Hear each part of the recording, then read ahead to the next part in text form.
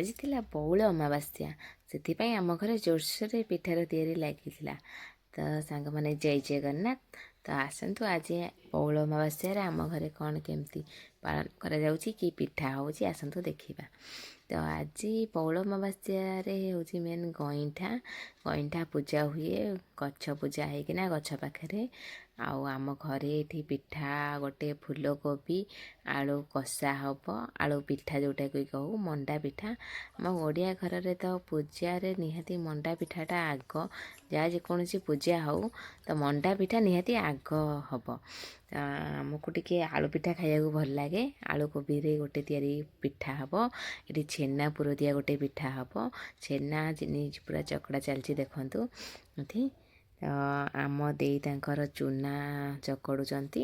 ଚୁନାକୁ first idli ଛାଞ୍ଚରେ ସିଝେଇ ଦେଇକି ସେ ଚୁନାକୁ ମାନେ ପାଣି ପକାଇକି ଚକଡ଼ୁଛନ୍ତି। ଚୁନା ଏବେ ତିଆରି ହେଉଛି, ତାପରେ ପିଠା ଗଢ଼ା ହେବ।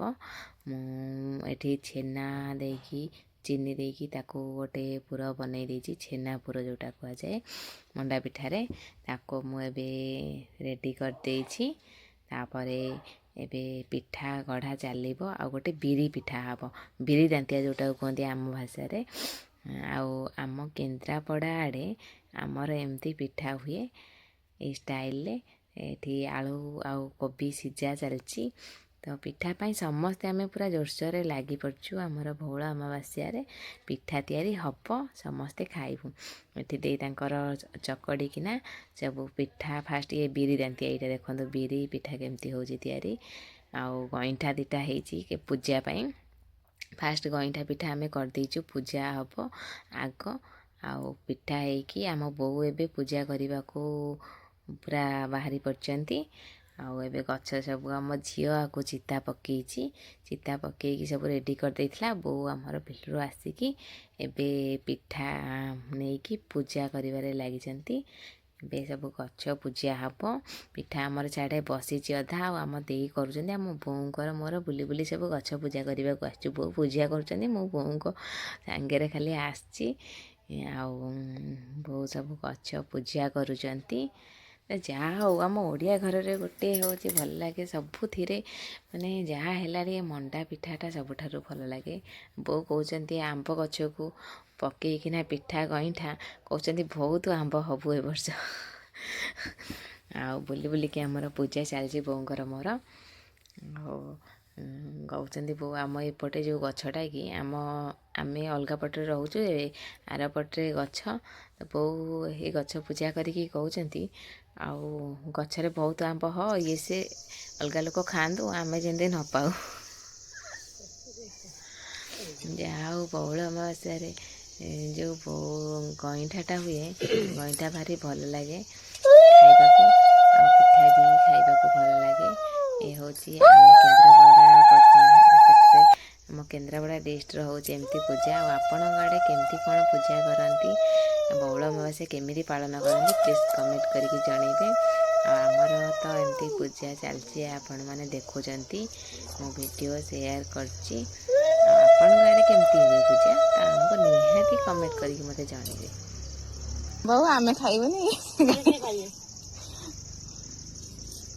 ଆଉ କୁଆଡେ ସେ ପାଖରେ ପୂଜା କରିବନି? ଆଉ କୋଉଠି? ଏଇଠି ଯୋଉ ହୁଏ, ଏଇଠି ଯୋଉ ଗଛ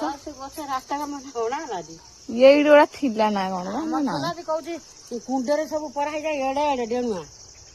ଆମ କେତେ ଦିନ ଦୁଃଖ ହେଇଛି, ମାସେ 2 ମାସ ଯାଏ ଆଜି ଯାକେ ବି ରାସ୍ତା ହବ। ସାଙ୍ଗମାନେ ଆଜିର ଭିଡ଼ିଓଟି ମୋର କେମିତି ଲାଗିଲା, ତ ନିହାତି ଆମ ଭିଡ଼ିଓକୁ ଲାଇକ୍ କରିବେ, ଭଲ ଲାଗିଥିଲେ କମେଣ୍ଟ କରିବେ, ସେୟାର କରିବେ। ଆଉ ଆମ ପେଜ୍କୁ ଟିକେ ଫଲୋ କରିଦେବେ ମୋ ଭିଡ଼ିଓ ଭଲ ଲାଗିଥିଲେ। ତ ଏଠି ଦେଖନ୍ତୁ ପୂଜା ସାରିକି ଆମେ ପଳେଇ ଆସିଛୁ। ଏଠି ଆମର ତାପରେ ପିଠା ଗଢ଼ା, ଅଧା ପିଠା ବସିଥିଲା, ଦେଇ ଏକା ଗଢ଼ୁଥିଲେ। ଆଉ ଆମେ ଆସିକି ପୁଣି ପିଠା ଗଢ଼ାରେ ଲାଗି ପଡ଼ିଛୁ।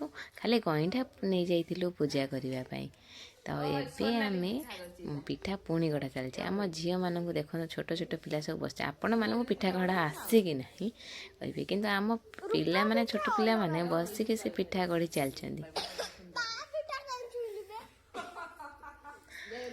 ସୁନ୍ଦର ଦେଖା ଦେଖୁଛୁ ତ ରୂପା ବଢିଆ ପିଠା ଦେଖୁନାହାନ୍ତି ଆମ ରୂପା ଏମିତି ପିଠା କରିଛି, ଆଉ କମ ସୋନାଲି କରିଛି। ତ ଆମ ପିଠା ଗଢ଼ା କେମିତି ଲାଗିଲା ଆଉ ଆମ ଭିଡ଼ିଓ କେମିତି ଲାଗିଲା ତ ପ୍ଲିଜ୍ ଜଣେଇବେ। ତ ସମସ୍ତେ ସାଙ୍ଗ ହୋଇକି ବସିକି ତିଆରି କରିବା ପିଠା, ସବୁ କାମରେ ସମସ୍ତେ ମିଳିମିଶି କରିବା, ତା'ର ମଜା ପୁରା ଅଲଗା ପ୍ରକାର। ଆଉ ମିଳିମିଶି କରିଦେଲେ କାମଟା ଶୀଘ୍ର ହେଇଯାଏ, ଆଉ ବହୁତ ଭଲ ବି ଲାଗେ କାମ କରିବା ପାଇଁ। ଆଉ ଆମ ଦେଇ ଏପଟେ ପିଠା ହେଇଗଲାଣି, କାଢ଼ିଦେଲେଣି ସବୁ। ତ ବିରି ପିଠା, ଆଳୁ ପିଠା ଆଉ ଇଏ ଛେନା ପିଠା ହେଇଯାଇଛି। ପିଲାମାନେ ସମସ୍ତେ ଆମର ସନ୍ଧ୍ୟାବେଳେ ବାପା ବୋଉ ସମସ୍ତେ ବସିଯାଇଛନ୍ତି ଟିଭି ପାଖରେ। ପିଠା ହେଇଗଲାଣି, ମୁଁ ଆଣିକି ସମସ୍ତଙ୍କୁ ପିଠା ଦେଇଦେଇଛି ଖାଇବାକୁ। ତ ସମସ୍ତେ ଟିଭି ଦେଖି ଦେଖି ପିଠା ଖାଇବାଟାକୁ ପୁରା ଏନ୍ଜୟ କରୁଛନ୍ତି। ଆମର ସେମିତି ହେଇଥିଲା। ପୁଣି ଦେଖା ହେବ ନେକ୍ସଟ।